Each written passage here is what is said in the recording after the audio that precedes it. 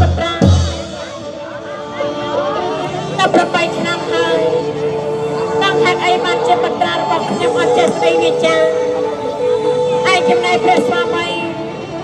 ក៏ចេញទៅប្រកាសសង្គ្រាមក៏មិនឃើញមកវិញដែរ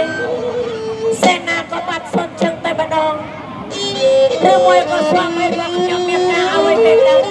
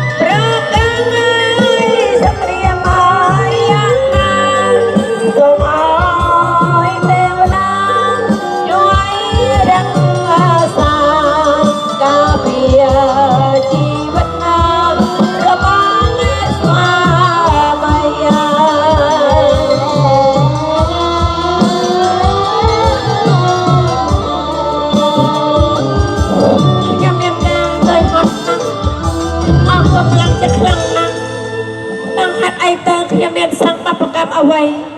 ដល់ប្របីឆ្នាំមករាជបត្រារបស់ខ្ញុំអត់ចេះស្ដីវាចាមើលផ្លូវស្វាមីព្រឹកទាំងសេនាក៏មិនដឹងឃើញមកវិញដែរ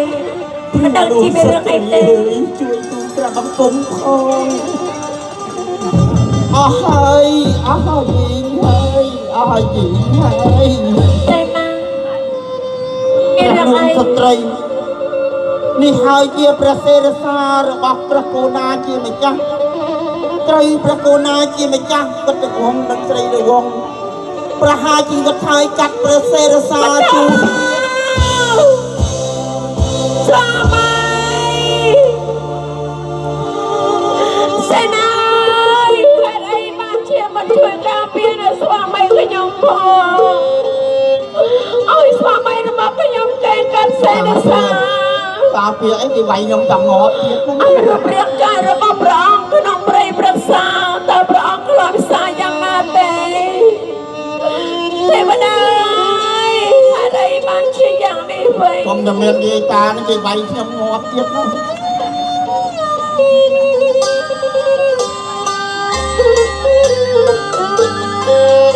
វងអើយស្ដាយណាស់ជីវិត